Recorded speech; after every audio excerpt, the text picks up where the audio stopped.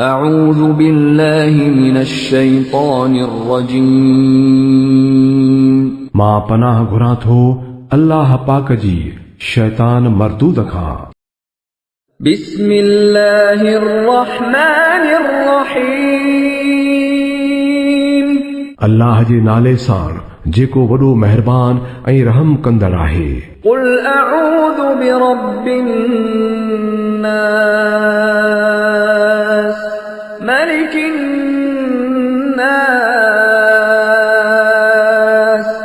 إله الناس من شر الوسواس الخناس الذي يوسوس في صدور الناس من الجنة والناس